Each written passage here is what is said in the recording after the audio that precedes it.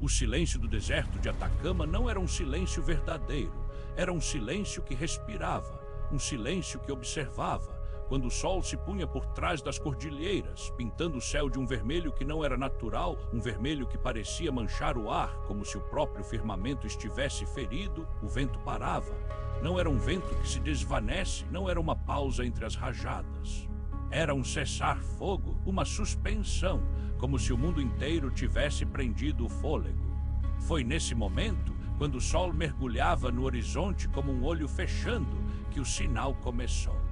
Doutor Elias Vargas, antropólogo e especialista em culturas perdidas do Chile andino, estava sozinho na base de pesquisa da expedição Puna. O lugar era uma estrutura de concreto e metal, erguida sobre uma planície desértica, onde a vida parecia ter sido banida há milênios. Ele vinha trabalhando ali há 4 meses, buscando ruínas pré-incaicas que não constavam nos mapas. Ruínas que, segundo lendas orais dos povos locais, tinham sido construídas por os que não vieram do sol. Mas o que ele encontrou não estava nos mapas, nem nos livros, nem nas sonolências que os homens têm antes de morrer.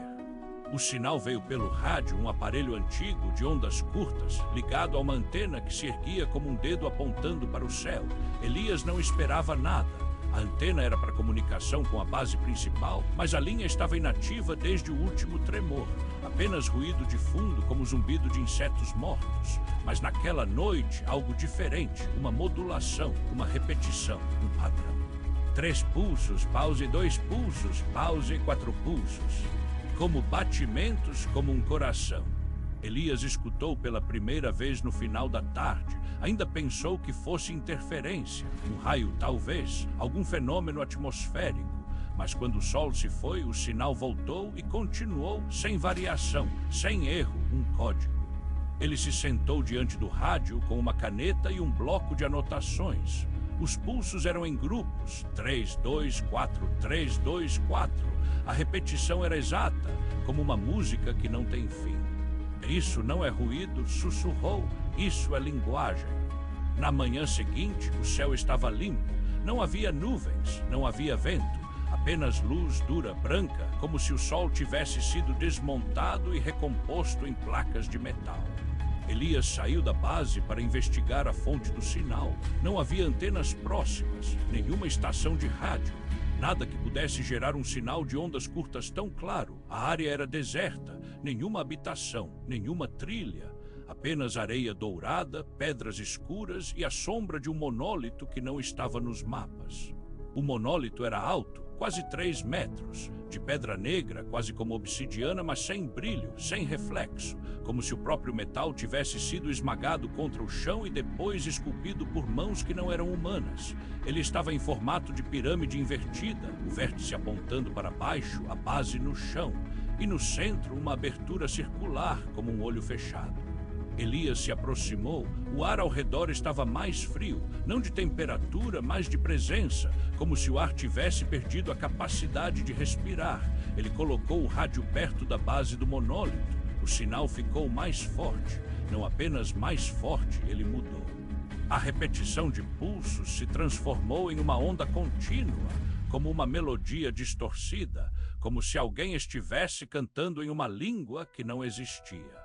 Ele tirou o bloco, escreveu: eles estão me ouvindo. Naquela noite, sonhou com olhos. Não eram olhos humanos, não eram olhos de animais. Eram olhos de algo que vivia no espaço entre as estrelas. Olhos que não tinham pálpebras, que nunca se fechavam, que não piscavam. Eles estavam em todos os lugares ao mesmo tempo. Ele os via nas paredes, no teto, na água do copo.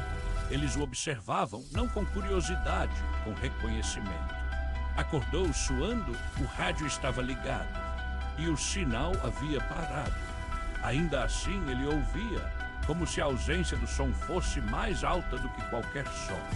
No dia seguinte o vento voltou, mas não era vento, era um som, um sussurro que vinha da terra, como se o deserto estivesse respirando. Elias saiu novamente, o monólito estava diferente. A abertura no centro tinha mudado, não era mais redonda, era hexagonal e do interior algo brilhava. Uma luz fraca, azul esverdeada, como a luz de um peixe do fundo do mar. Ele se aproximou, o ar estava mais denso, cada passo era como andar na água. O som do vento se tornou uma voz sem palavras, uma voz que não falava, mas que dizia algo, que gritava algo que ele não conseguia entender, mas que ele sentia. Não sei o que vocês são, disse Elias com a voz trêmula, mas não quero ver o que vocês são. A luz do monólito pulou, uma luz que não era luminosa, era escura, como se a escuridão tivesse sido iluminada. Naquela noite, o céu mudou. Não foi uma mudança súbita, foi progressiva.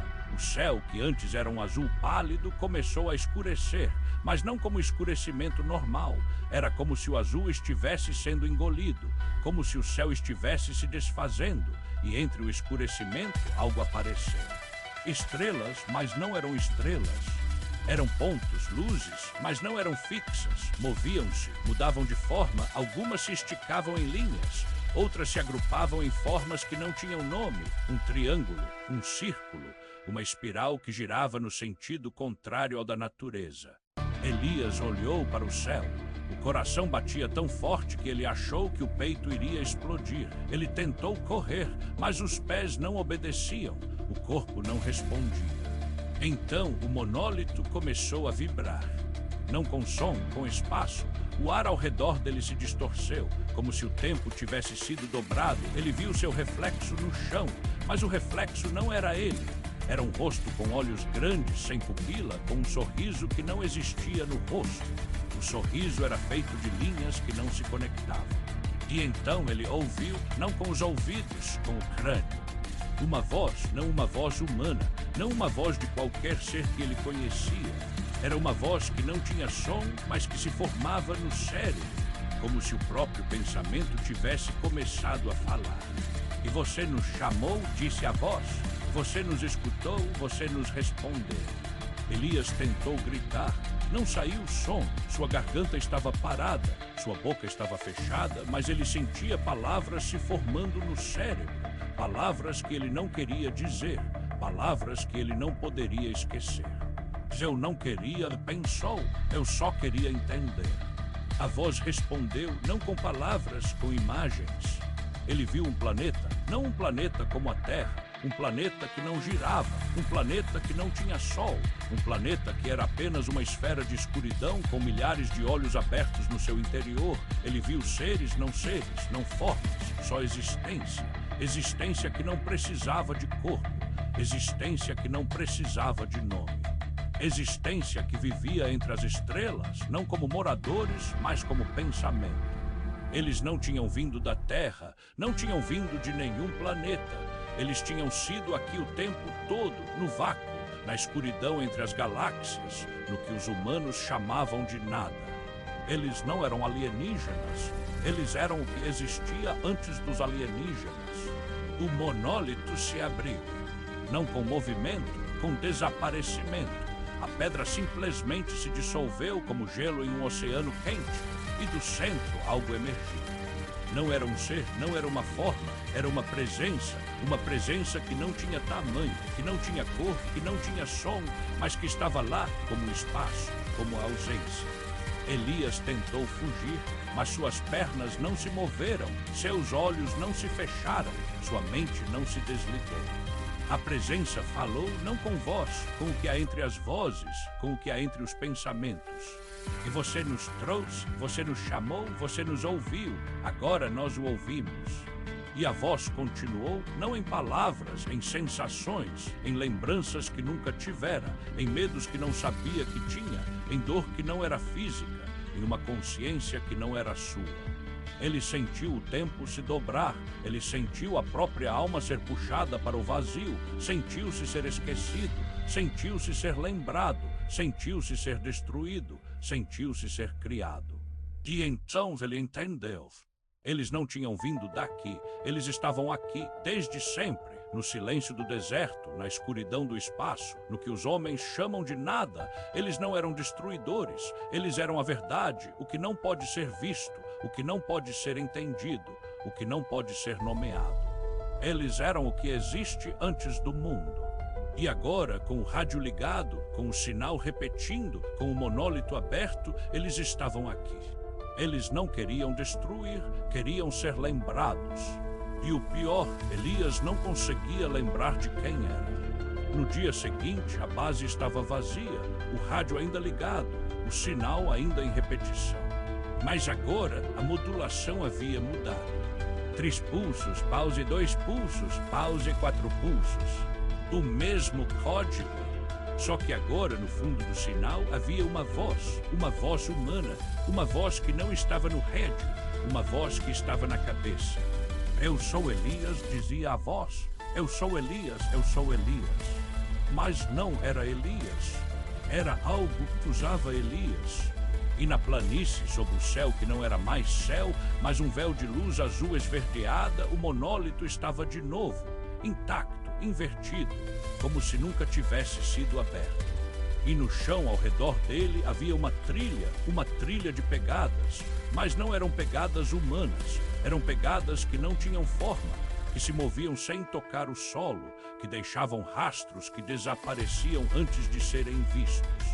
E no horizonte o sol se punha, mas dessa vez o vermelho era diferente. Era o vermelho do sangue que não era sangue.